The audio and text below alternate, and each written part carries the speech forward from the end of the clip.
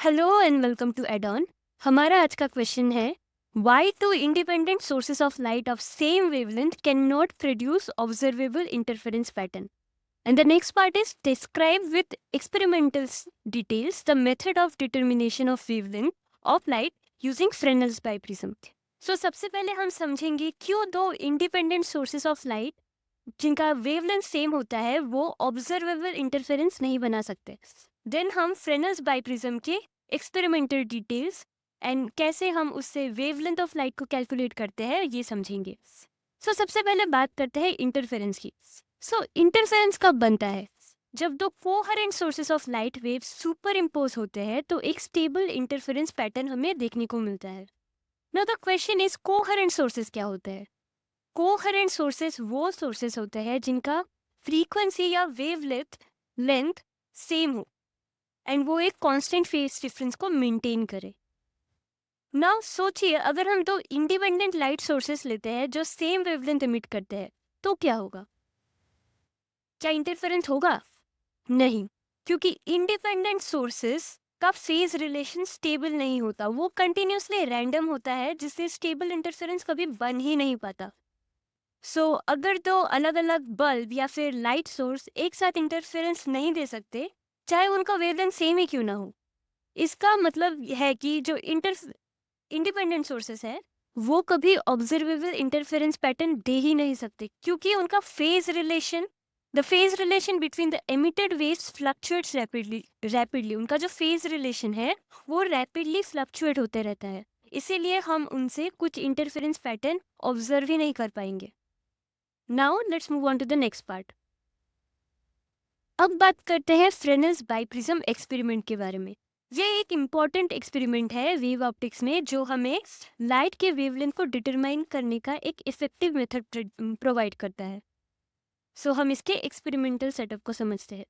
In narrow adjustable slit S, a biprism and a micrometer eyepiece I are put on an optical bench. So एक optical bench में तीन चीजें align करते हैं। सबसे पहले एक सोर्स ऑफ लाइट जिसे हम एस से डिनोट करते हैं। ये एक नैरो एडजस्टेबल स्लिट जो कोहेरेंट सोर्सेस बनाता है वो है। सो स्लिट को एक मोनोक्रोमेटिक लाइट सोर्स जैसे कि सोडियम वेपर लैम्प के सामने रखा जाता है ताकि लाइट का एक ही वेवलेंथ या फिर बीम हो, यानी वो लाइट मोनोक्रोमेटिक हो। एंड स्लिट के विड्थ एंड पोजीशन को एडजस्ट करते हैं ताकि क्लियर फ्रिंजेस दिखे। The next component is the Fresnel's biprism. ये एक स्पेशल टाइप का प्रिज्म होता है जो दो एक्यूट एंगल प्रिज्म को बेस टू बेस कनेक्ट करके बनाया जाता है। बाइप्रिज्म का मेन काम यही होता है कि जो सिंगल सोर्स एस है इससे दो virtual coherent sources S1 and S2 को क्रिएट करना। प्रिज्म को इस तरह पोजीशन किया जाता है कि उसका जो रिफ्रैक्टिंग एज है वो सोर्स एंड स्क्रीन के बीच पैरेलल हो। Then the next component is the eyepiece या फिर स्क्रीन। सो फ्रिंजेस ऑब्जर्व करने के लिए एक माइक्रोमीटर आईपीस को यूज किया जाता है। स्क्रीन या आईपीस को सोर्स के ऑपोजिट एंड पर रखा जाता है ताकि इंटरफेरेंस पैटर्न हमें क्लियरली दिख सके। आईपीस का काम है फ्रिंजेस के पोजीशन एंड उनके विड्थ को मेजर करना। नाउ इसके वर्किंग प्रिंसिपल को हम समझते हैं। सो जब लाइट स्लिट एस से निकलती है एंड बाई प्रिज्म से पास होती है तो प्रिज्म लाइट को दो पार्ट्स में रिफ्रैक्ट कर देता है एंड इसके बाद लाइट के दो वर्चुअल कोहेरेंट सोर्सेस बनते हैं। One is S1 and S2। ये है हमारे वर्चुअल कोहेरेंट सोर्सेस एंड ये दो सोर्सेस इस तरह अपीयर होते हैं जैसे वो बाइप्रिज्म के दोनों साइड्स पर प्लेस्ड हो, this side and this side. S1 and S2 से जो लाइट वेव सुपर इम्पोज करके निकलती है और फ्रिंज वो जाके स्क्रीन पर इंटरफेरेंस फ्रिंजेस बनाते हैं। ये वर्चुअल सोर्सेस एक्चुअली कोहेरेंट होते हैं क्योंकि उनका ओरिजिन एक ही स्लिट S है, इसलिए हम इंटरफेरेंस पैटर्न को ऑब्जर्व कर पाते हैं क्योंकि ये कोहेरेंट सोर्सेस ऑफ लाइट से एमिट करते हैं। नाउ जब फ्रिंजेस विजिबल हो जाती है तो एक्सपेरिमेंट के लिए हमें तीन चीजें इंपॉर्टेंट है मेजर करने के लिए। So the first thing is the fringe width जिसे हम बीटा से डिनोट करते हैं।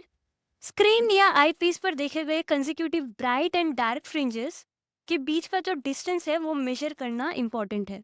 माइक्रोमीटर स्क्रू गॉज की हेल्प से फ्रिंज विड्थ एक्यूरेटली कैलकुलेट कर सकते हैं। And the second thing is small D, that is the distance between the sources.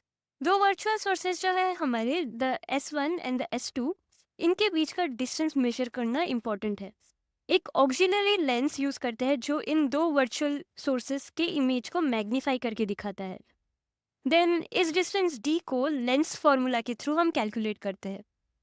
The third important thing is the distance between the source and the screen, so जिसे हम capital D से denote करते हैं।